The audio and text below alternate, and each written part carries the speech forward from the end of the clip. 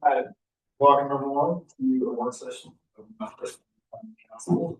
The topic tonight is community grants review, and we have Tiffany to lead us off. And actually, I'm just going to turn it over to Lauren and Alicia. Alicia. That never happened. Thank you for having us this evening. Lauren Kugler, Executive Director of the Community Foundation of the Gunnison Valley, and Alicia Corliss, I'm the Director of Operations and Programs.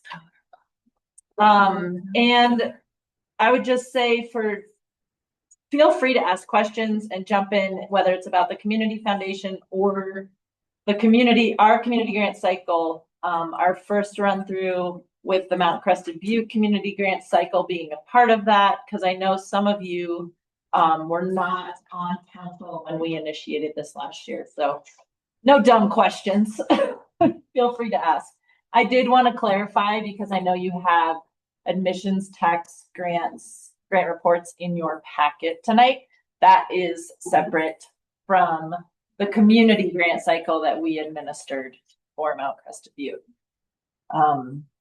And so from our end, as we expected, there were little questions that popped up along the way that we would reach out to Tiffany on. I think we can continue to fine tune and tweak depending on things that you saw that surprised you, that you feel could be tweaked to better align with what Mount Crested Butte wants to get out of the cycle.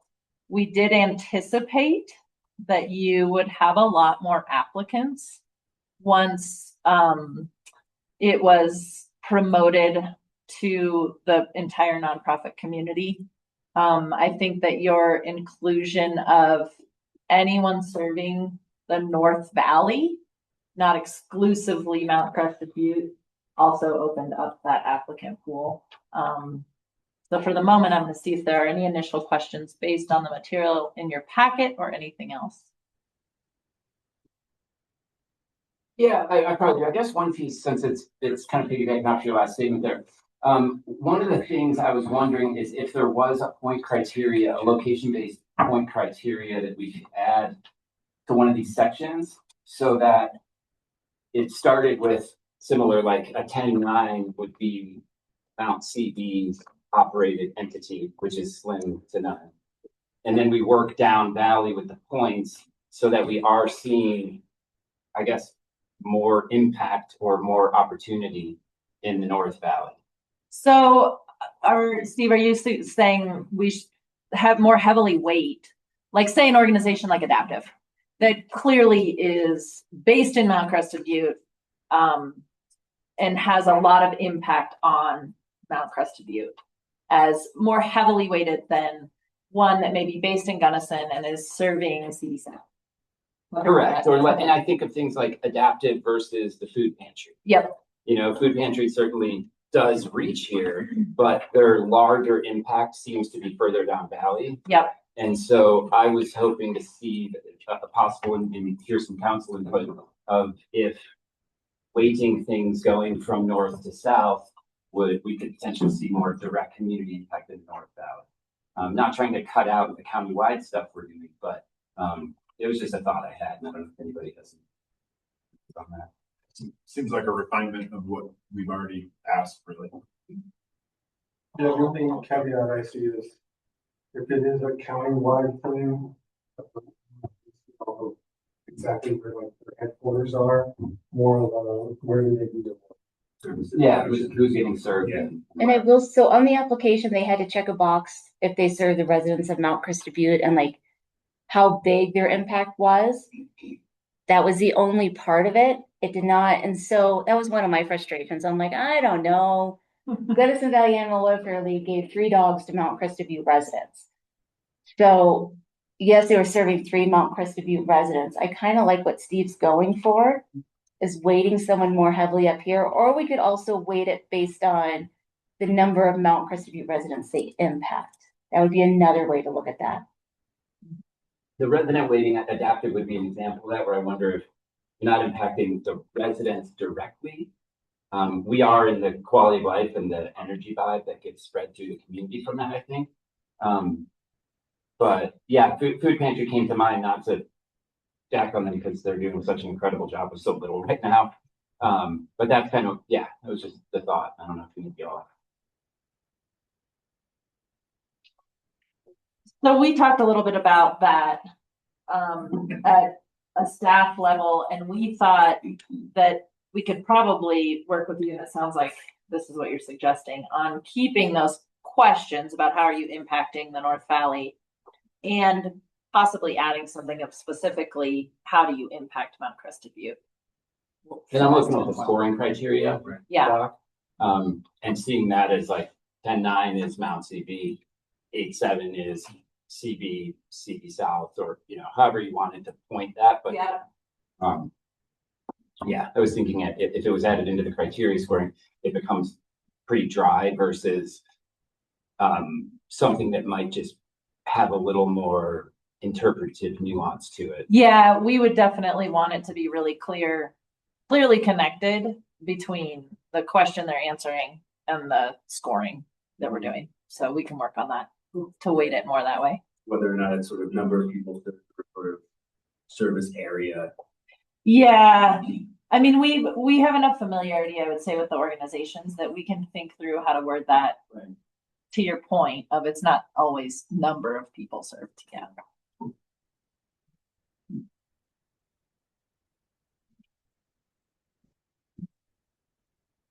I think that's. Doesn't seem like you're an egregious ask. That would be a really awesome thing to have just for sort of knowledge, even if we don't necessarily like act on it, just knowing those things I think would be very important.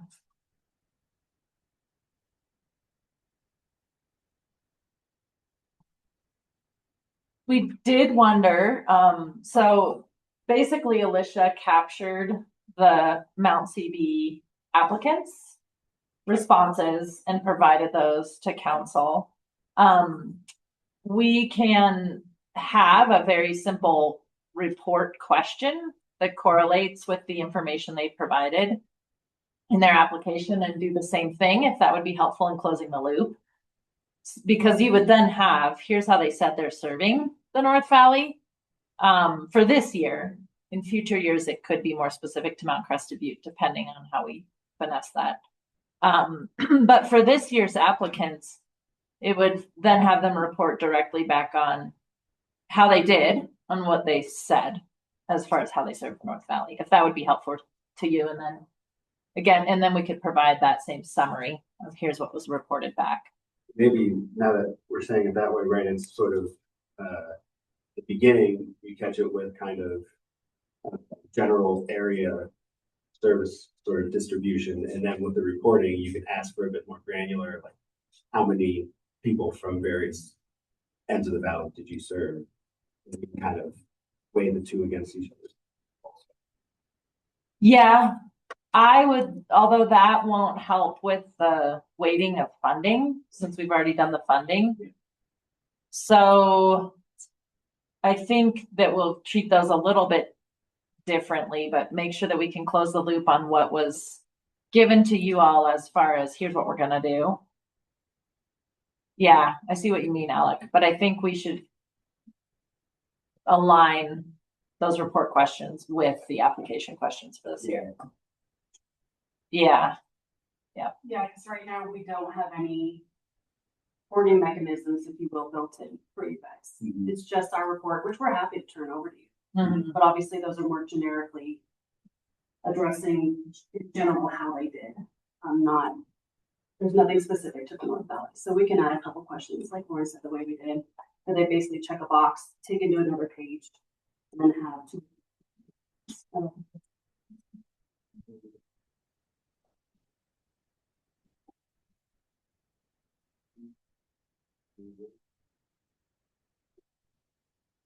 I'd like to know what the percentage of their total is Mount CB. Right. If they place 3 dogs in Mount CB. But they only like placed 10 dogs overall, then they're very much Mount CB. Right, they only place 10 dogs. That was effectively first place, but, you know, like, the percentage of their impact.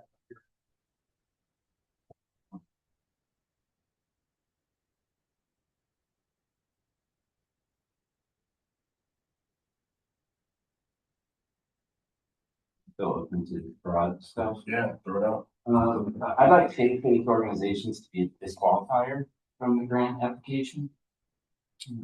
Thoughts? I wouldn't say it should be all about. The situation, like AA is a big organization. I don't think they should disqualify. Yeah, is there a reason? Because or why are you? I don't know that they are all encompassing for the entire community. One, two is your point, the first one you bring up too, that, traditionally faith-based organizations have a large pool to pull from with followers.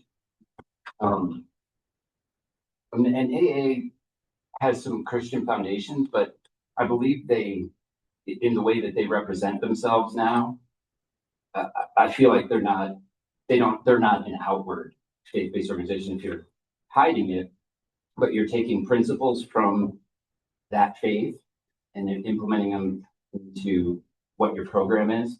That's a little different to me than Be Joyful Church coming for a grant.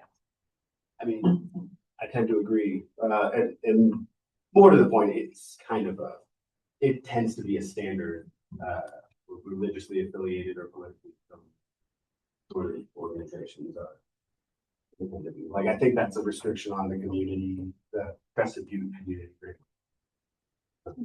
Yeah, so the community foundation, correct me if I'm wrong, a faith-based organization can apply for a specific program. So I believe, what was that, Project Hope? Or No, Lighthouse applied for funding for their car seat program. So it has to be very specific to that. It can't just be them applying for funds for the organization in general because of the faith-based component. And when they apply, they do check a box that says they affirm that they are not proselytizing for the program. Required in order to use. You have that right here, what certain applicants are still required to apply for project funding. Example, faith-based for general operating support grants are the default for 501(c)(3) nonprofits. Yeah, the question, I'm looking at the question, it says, for faith-based organizations, do you affirm that this project is not grounded in any doctrine? Broadly? And I'll give you an example of where for a long time we saw a regular applicant that was faith-based was Paradise Place Preschool. They're now their own 501(c)(3). For a long time, they were part of the UCC church. And they did every year and that was when we didn't do as much general operating support, but every year they had to apply for project support and affirm that they were open to the whole community. So that was our longest standing. Lighthouse has been a newer one to us.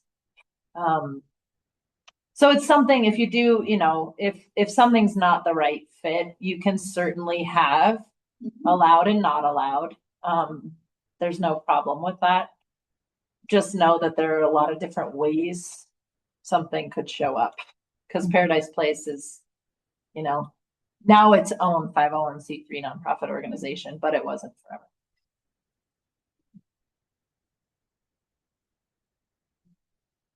Well, with it as written, we're basically, it's very specific as to concerning was concerning. So I think part of our grants last time around, one of them was Lighthouse, and so I thought that was like sort of a broad general grant. Was that one specifically for a program? Yep. They were required to apply for a certain project from us, from the community foundation. And per the guidelines, it needs to be the same project from Mount Crested Butte. And it is for car seats that are available to families who walk in their doors or they encounter in need. Okay, so it still was part of their. It's part of their operation, but they very specifically have to use that money for the car seat distribution. Lauren, would you consider them, an entity that's not grounded in any religious doctrine? Well, the entity can be, the project they're administering cannot be. And take any steps within the program to try to reach people not within there. When we get the program sort of not being religiously affiliated, but if your access requires you to walk into their church, that's kind of a barrier. Right, well, requires you to, it's not one church. Right. Okay, Right. fair point. Yeah. Yeah, they have an office and so you don't have to, I mean, you could. Or an atheist, you know, like that's what we're saying, as long as there's no requirement to be affiliated with a church or a certain religion to access the services, then that makes it available to everybody and eligible. Sure, but how would I know about it if I wasn't a part of their organization? I mean, we can find that out, but that gets a little bit into how much we are policing individual organizations on how they run their broad programs. It's just a consideration of end user. So the idea behind sort of the blanket statement, right, of sort of no religiously or politically affiliated organizations is the emotional labor of the end user having to decide whether or not they want to engage with a religiously affiliated organization in order to access that benefit. And so to me, that requires then the organization receiving those grant funds to do some sort of promotion outside of their religious network. And in a way that maybe isn't proselytizing.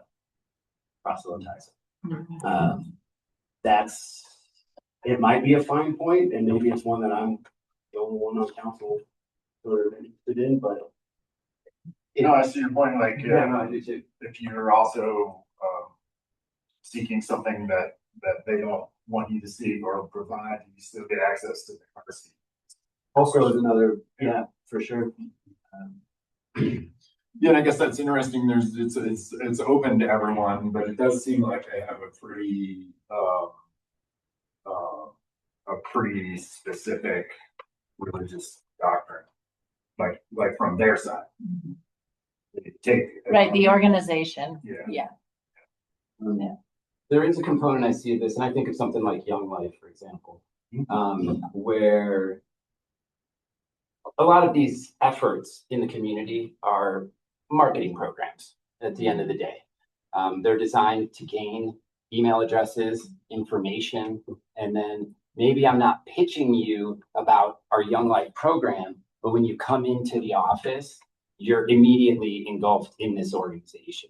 So similar, not even if we go to a church, but going to an office where I'm completely surrounded by all of the messaging, branding, etc., and knowing that when they put the ad in the paper, using that money for that program, that this really is about outreach at the end of the day. And we're wrapping it in different bows, but it's still the same end goal for these organizations. That's the concern I'm having with the line that we're walking. Well, one thing, and this conversation is really helpful for our own grant strategy committee to, they have discussions after every cycle to talk about issues of concern or where things need to be fine-tuned. So this is a conversation we can bring back to them. And I would say in your case, and we could, I'm not sure about our application or not, but for your application, you could ask for an additional question. If you are a faith-based organization applying for a particular project, please list the places that you, I don't know how we would word it, but we could get at, share one paragraph on how you are, how you promote or how this project is available to the full community. So that could be one way if you have a concern with that in particular. And I know that's picking one thing out, but you could do that. Because then if that was not happening, that applicant would probably stop there and not continue. I have no problem ostensibly with these organizations being able to access these funds. I have a problem with those funds then being sort of restricted all to some degree because of some people just not wanting to engage with those organizations. And that means we've thrown our money away a little bit, right? It's become a little less efficient. And the whole idea of this is supposed to increase efficiency. So my one, it's a bit of a hang up. I'm not seeing anything here about us having like any kind of a funding match. Is that taken into account here? No, So it's possible that, you know, a religious organization get, a lot of good PR for something that they take nothing for. so I take that back. Funding match as far as the applicant getting matching funding for whatever they're doing. Is that what you're asking? Yeah. I thought you meant funding match for the funds provided. Anyway, with a project grant like this one, they can only ask for up to 50% of from the community foundation of the project. Yep. So Mount CB's their ask for Mount CB could be another part of that funding, but they cannot get 100% of their funding from us or from you. So we require not people both combined. It requires a third party, sorry. Yeah, I mean, since you guys are doing the course. Can't be more. Yeah, yeah. Be more than 50, but maybe 80 is a little high. I think it's kind of a problem. Definitely. The fact that you guys have something.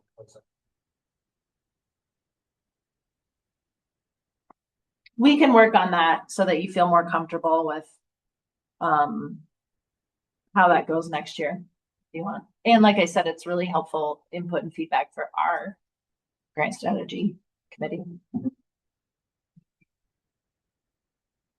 I apologize if there's a thread that I missed because I'm sure it is new to me since I wasn't here last year. So these grant applications are all duplicates of what the community foundation for Gunnison Valley is going to receive, or is that just like a checkbox if they happen to be the same? Good question. So part of the goal with this was to cut down on the number of applications that organizations are needing to go find and fill out. So you can think of ours as the common application. So and then they self-select if they're eligible for Mount CB, and then they have to answer those couple of questions in addition. Okay. So their funding for Mount CB grants is based on the scoring from our common application and our process. Mm-hmm. Now the way that's allocated, it sounds like will change slightly with weighting the further north, or I shouldn't say the further north, but the more your organization is impacting the north end of the valley in Mount Crestview specifically. Mm-hmm. So that'll change slightly next year from this year. So this is like an opportunity for another like route of funding on top of what they are already applying for, like a community foundation. Yeah. Yep. There's no situation where they would just come to Mount CB. Well, the reason we didn't go that route is it would have created a lot more work on everyone's part. So this was an effort to streamline. Yeah. So we process them all in-house. The council would review them all, decide who gets what. And it just got more and more complicated. So then it was approached, well, why don't we let the professionals do this? Mm-hmm. And this was our very first cycle going through this whole thing. I gotta say, from a staff perspective, it was great. And I think most of the council in general appreciated not having to review all the applications too. So, and this is, like I said, that was our first cycle going through it. So we know that there's tweaks and changes going to be coming the more that they do it. One thought is, even if it does present some logistical hurdles, we should allow for somebody to be able to access. I don't know if it requires, sort of like in the portal, they might technically be separate applications, but they pull the same report or something like that. So, and maybe there's a way so that if you fill out your community foundation or your Mount CV, the other form will populate with that information. There should be a way for somebody to apply for both distinctly. I don't know that it necessarily needs to go so far as being two distinctly separate applications or something like that, but I do think, again, for that sort of access component, it should be, there should be a way in which somebody can apply for the Mount Crested community. I can't imagine why you would do one versus the other, but it strikes me as actually probably necessary. Yeah, and my initial thought with that is probably the best way to go about that would be to, or I shouldn't say the best way, but one way to go about that would be to reserve some amount of funding that you all maintain control over, and organizations who say, hey, we're not a good fit for the community foundation for XYZ reasons, but we think we're a really good fit for Mount Crested Butte. Now that is going to complicate things. Tiffany's probably going to kill me for suggesting that. Before you said that, I could see where the conversation, I already made a note about that. Yeah, because it would be us reviewing a very small handful of applications versus everything. Mm-hmm. So I made a note. We can talk about that more as a council if they want to do that. Yeah, because it may be that you really want to support the pop-up idea that has a lot of momentum and Mount CB community buy-in, and it's brand new and it's really cool, and they're just not going to do well in our grant cycle because they won't have any demonstrate, and you want to take a chance on them, and it's a quirky thing, and that would be one way to address it. But then we could work through other ones, especially I would say after a few years, you may hear from and see the organizations that feel like they're excluded for some reason. I just have a question that's a little confusing to me. On the part when it comes into the 2025 Town Mount Crested Butte grant applications, where it says the grant request type, it says, no, you're applying for exactly what you applied for in your grant application. This means that if you apply for a specific project, in your application for Mount Crested Butte must be exactly the same. That's a little confusing to me. I know there's a program that we gave up a lot of money to, and they decided to move their gala off of the mountain to someplace else. So they could get funding from you for part of that, but if they're applying for any additional funding, this would not allow them to do that because it wouldn't be the same grant, exactly what they were applying for. So that's a little confusing. Even not confusing, I think putting the EP hat on, it would be useful for me to be able to parse those out, to not actually. I might have a program that I want that I feel like is competitive, but also still be interested in operational funding. It's not exactly the same. Right. So keep in mind that most of these organizations got general operating support. For sure. So it's like that car seat program, GCSAP through the county, the book bus. You can see how it's potentially restrictive for a director or development person to know that necessarily two grants, I can only apply for one particular thing. Yeah. Yeah. And if we see that becoming so on the other side of that,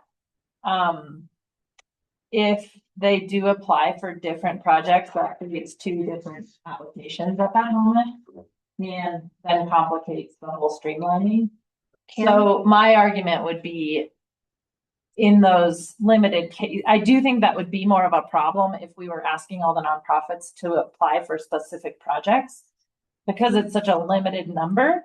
I think that is a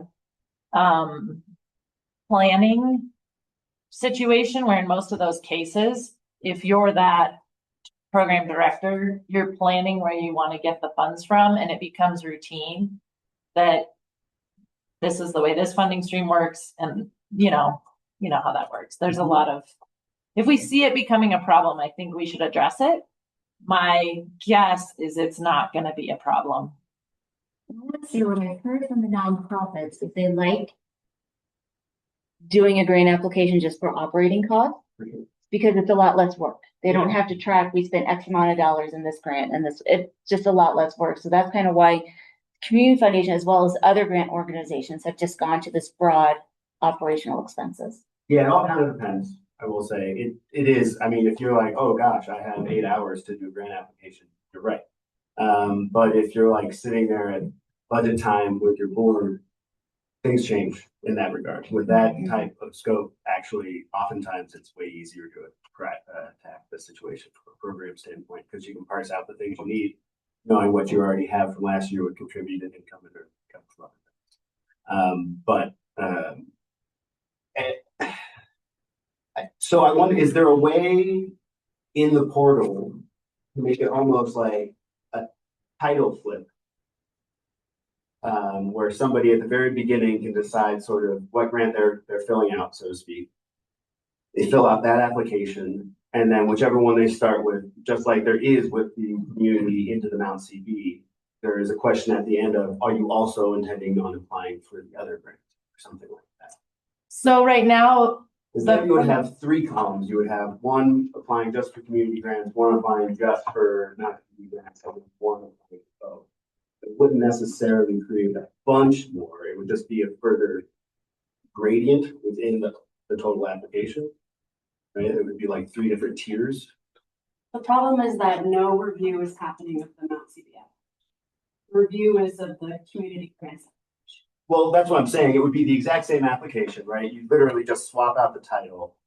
It's just for the person. That way, at that point, they can decide to sort of apply for them separately, so to speak. We already kind of have 3 different buckets that we're reviewing, or 4 different buckets we review. So that's it. Right. So, Lauren's right, they would make it a little more for the review. so because right now the Mount CB application as a standalone is the checkbox and 2 questions. And the reviewers do review those, the Mount CB questions. No, we do the day after. You do, okay. Yeah. So we're effectively taking what the reviewers do on our pretty extensive process and then applying what they do, the ranking and the scoring and all that, and then kind of overlaying your funding on top of that. So using those same scoring and guidelines that our reviewers did through their census process. So they saw them, but they were instructed not to basically do anything. There was no. Oh, so they didn't review them based on their, oh, I didn't realize that. And now we'll have additional criteria Mm-hmm. to weight them on. Yeah. Based on this conversation. But there wasn't additional scoring criteria other than making sure, I think what we did is sent them to you and said, is this true? You just sent them to me after the fact. Okay. Yeah, I didn't see any of them while they were. But which we Yeah. can send them Mhm. when they come in and say, here's the summary of who says that they applied. I think we checked with you before we like Yeah. locked it. Just Okay. to make absolutely sure. And if So one of you as an individual is interested in being part of our grant review committee, contact us and let us know. Because we're happy to have one of you go through this process as a community member. And we can talk a little bit about what that requirement is and what that looks like. So then presumably the assessed ratio of the community foundation's total funding towards an individual applicant is the same sort of Yes. metric that you attached of the total? Yep.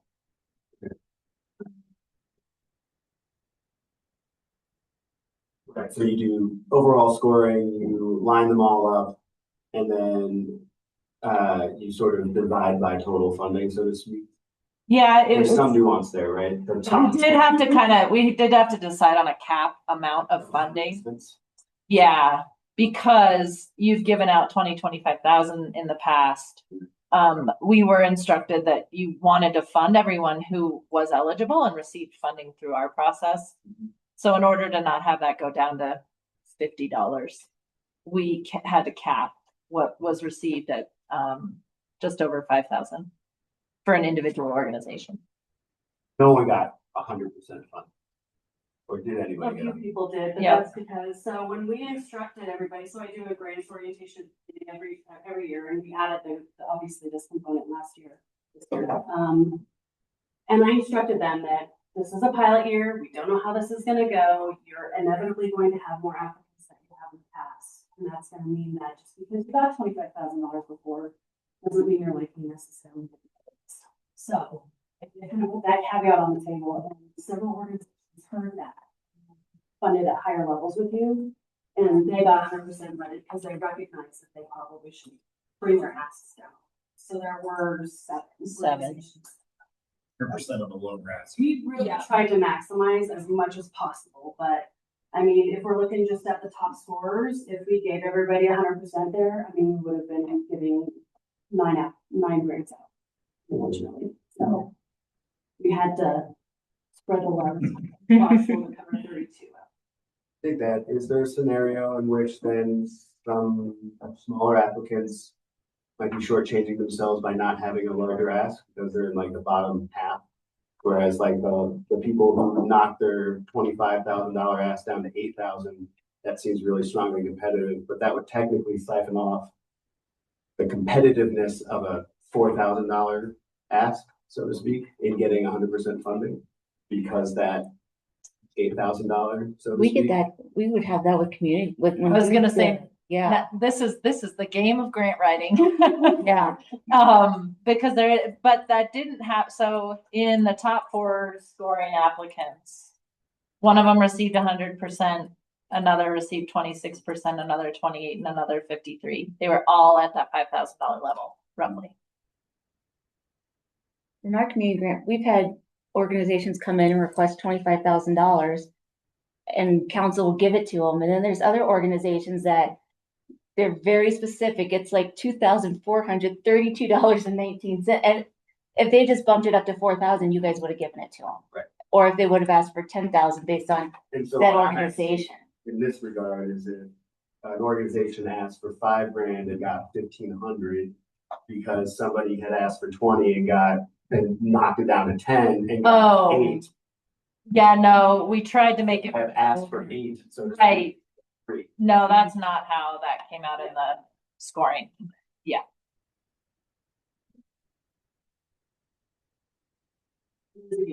Yeah, and that is a conversation we've had in past years with our review committee itself.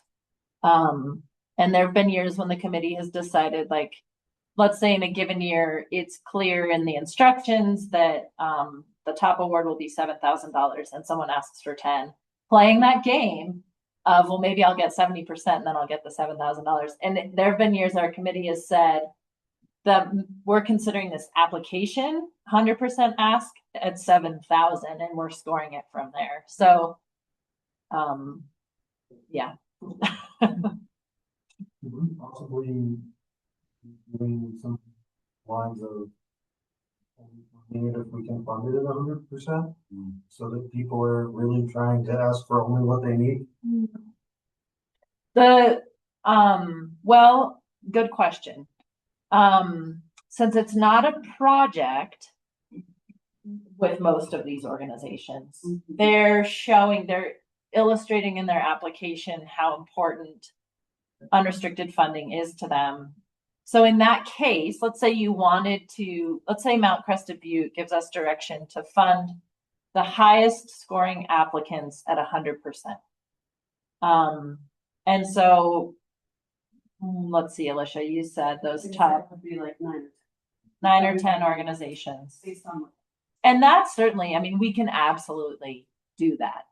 So you can decide where your priorities are. Like, do you want to provide 100% of an ask? And you would probably want to cap the ask amount that they're allowed to ask for in that case, because then you'd have some idea of how far that would go.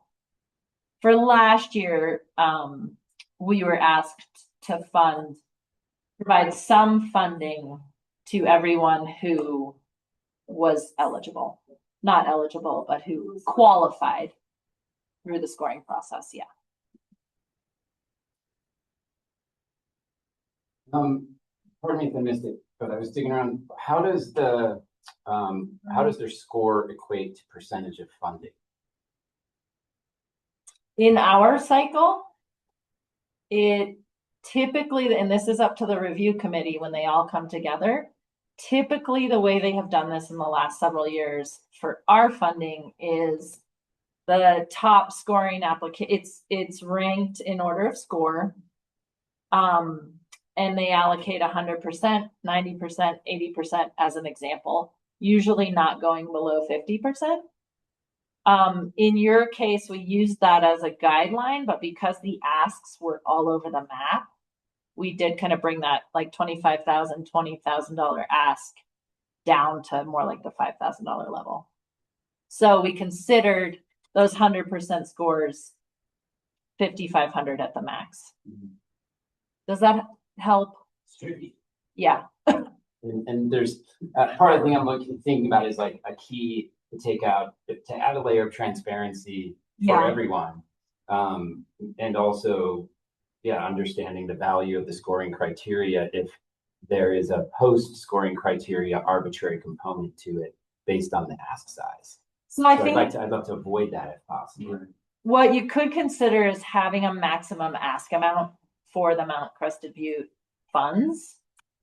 And we'd be happy to outline ahead of time how that's going to be allocated. Like we're going to distribute between 50 and 100% or 75 and 100%, whatever amount of funding, based on your score. Now that would include their score on our common application with the weighting.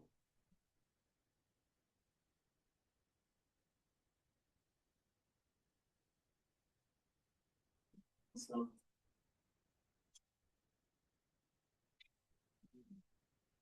You mentioned maybe looking at the underlying documents for some of them. We had that whole faith-based discussion. I think we just had one in the last. Would it be possible to see some of those documents? That might help us understand that issue a little better. I'm kind of hearing.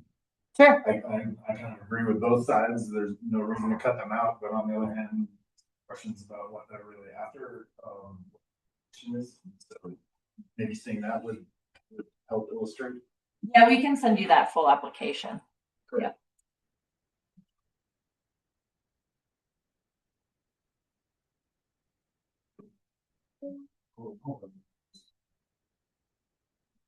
Both sides of the equation, so to speak.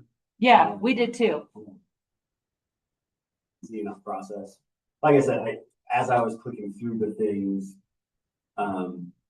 slight concern of somebody playing it fast and loose, being kind of confused as to who they're applying for funding from, and just being that this funding comes from our budget, tax and all that. Just there's this.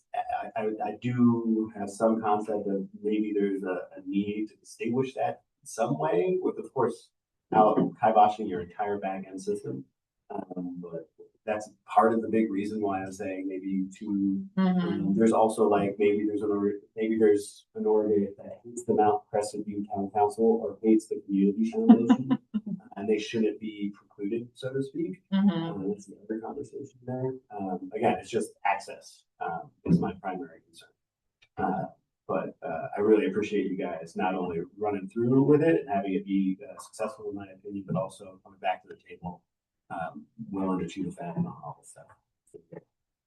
You bet. Can I ask you just one other question at the very beginning? Nonprofit organizations with headquarters outside of Gunnison County, can you just give me an example of what that would be? Because I'm like, yeah, so a couple that come to mind are Hispanic Affairs Project does a lot of work with the local Inmigrantes Unidos group in Gunnison, and the organization is technically based in Montrose. Yeah. And another one that we didn't have this year, is Dolphin House, which works with, children who experiencing abuse. And so there's very few cases. So that it doesn't have a standalone organization here. That one's based in Montrose too. Yeah. There's very few. Yeah. If you don't remember off the top of my head, what's our pool? Grants or? 100,000.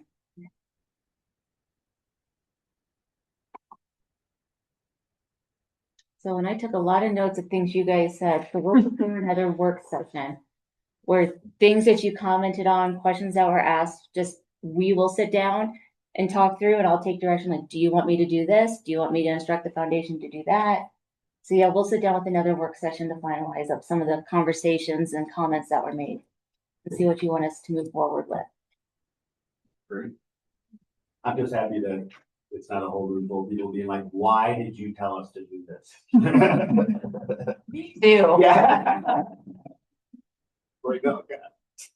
So thanks. Yeah, just you guys at the community foundation, if you have ideas that could accomplish some of the things that, I don't wanna say we gave you direction on, but like, we contemplated in this meeting, bring those to Tiffany. Yeah. Put in front of us too. We will, and I'm sure she won't be shy in reaching out. We love them. You guys are easy to work with. So are you. She's our.